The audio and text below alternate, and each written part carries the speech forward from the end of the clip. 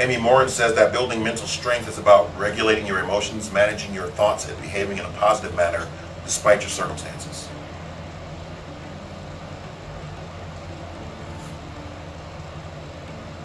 It's like Dr. Martin Luther King said, the true measure of a man is determined not by what he does in times of comfort, but what he does in times of strife, conflict. Difficult times they demonstrate who we really are. Because oftentimes we blind ourselves with these illusions of our own greatness, of our own awesomeness. We either tell ourselves that we're the worst person in the world, or we tell ourselves we're the best person in the world. And we color our vision with these ideas that may or may not be true. But when strife happens, when things are difficult, when the rubber meets the road, when things are rough, you get to see who you are. There's no more I wonder if. You get to see who you are, because how you react in these difficult times, how you react when things aren't going the right way, shows who you are. It reveals your nature. I had a circumstance not too long ago where I was sitting in a room full of sort of distant relatives or whatnot, and a conversation started about a circumstance where they were making comments about people who were gay, and I was sitting here baffled by the fact, are these adults speaking this way about gay people? I mean, what century are you in? And I had to get up and leave the room because it was a family gathering and I was going to blow it up. I was going to go off on these people who did not know me well, and I was going to say some things that were not good. And I got very upset with myself that I didn't say those things. I should have stood up and been angry and told them off and embarrassed my mother. She would have been quite upset with me. But my point was, I felt as if I had to stand up to ignorance. I should have stood up to ignorance. And I actually did a speech at a LGBTQ community event later on that year where I apologized. Okay, because I felt like I should have said something. I should have said, no, that's not okay. That's not right. You cannot be that way in this century. Because it determines who you are. Either you allow something to happen or you don't. Either you allow the fear of speaking up to control you or you don't. All evil men need to thrive is the apathy of good men. Good people. To sit back and allow them to do what they do. To ignore it. To allow fear to control what they do. Why didn't you go for that raise that you wanted? I was afraid. Okay? We're all afraid when we go to ask for something that we want. What you do about that fear is the difference between cowardice and courage. Whether you stand up for who you are in your life is the difference between cowardice and courage. Who are you?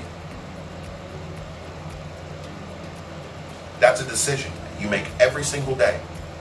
It's not just who you are, it's who you're choosing to be. If my thoughts are out of control, then my emotions are out of control, then my actions are out of control, then my habits are out of control, and then my outcomes are just random events. And so my life is just chaotic. Stuff just happens. I don't know how it happens, it just happens. I'm not involved. I'm a leaf in the wind. Our will determines our outcome. Our will determines our reality.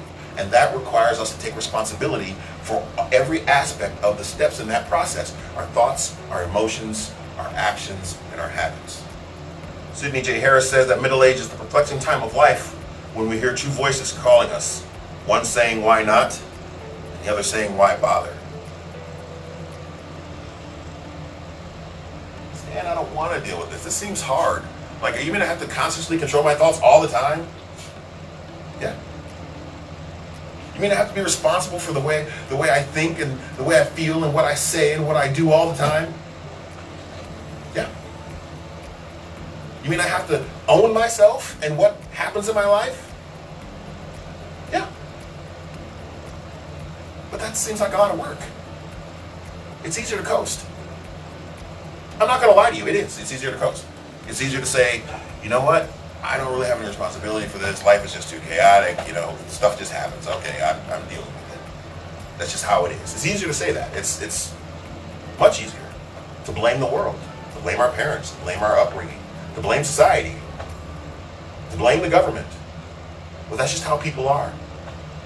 That's easier. Well, the news, they did it. The media, those are the ones. No, the Democrats, the Republicans, they did it. No, it's the Christians or the Jews or the Muslims or the pagans or the Asatru or whoever else. It's someone else's fault. It's easier to do that. It's easier to blame other people. Because then, well, I don't have to take any personal responsibility.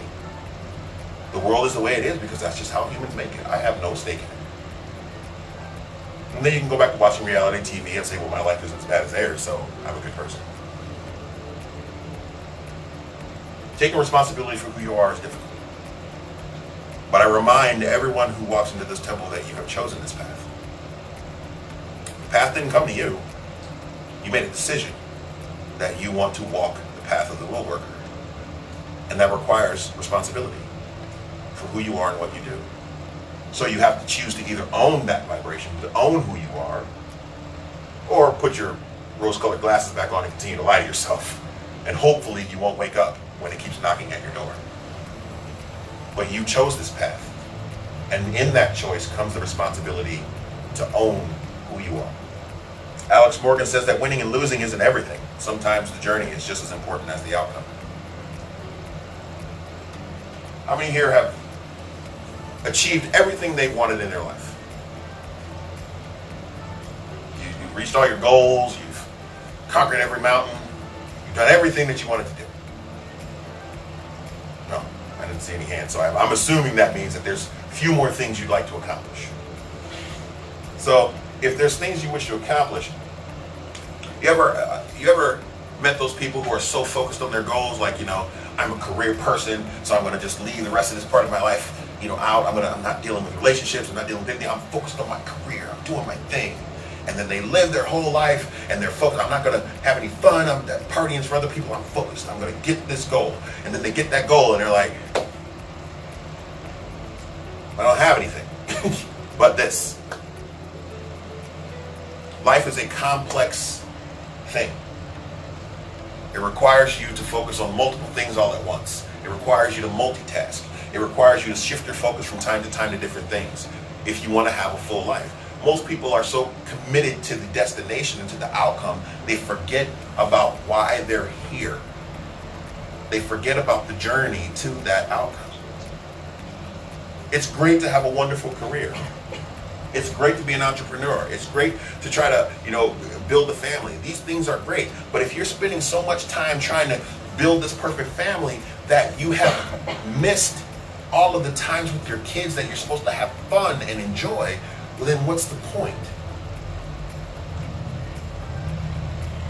If your goal is to create a business or a service that helps and serves other people, but you're so focused on making sure that the business works right that you've forgotten to help the people, what's the point? The journey is equally as important as the outcome. Because the reason for that is because there are things you're going to learn along the way that have value. Why do we control our thoughts, our emotions, and our actions and our habits? Because they teach us things when we are forced to do that in difficult circumstances. We learn things about ourselves that we didn't know. We gain knowledge and insight about who we are by going through the process. And sometimes that process means struggle and strife and difficulty. And sometimes it means joy and fun and good times. But in all of those things are lessons to be learned about who we are. Even when things are great, it's not just when things are difficult. When things are great, if you find that things are going well in your life and you can't see your own blessings, there's a question there. Why can't you see your own blessings? Why can't you see all the gifts you've been given? Why can't you see how precious the things in your life are when things are good? Because if things are good and you can't see them, then there are no good times for you.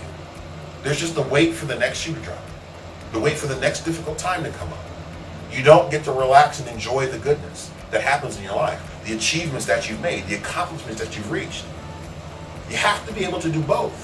Struggle through the difficult times and find new strength and new power within yourself in order to accomplish things you want to accomplish and survive the difficult times. And in good times, be able to sit down and just look around at how beautiful you have it. Have you looked at this day today? This is a gorgeous day.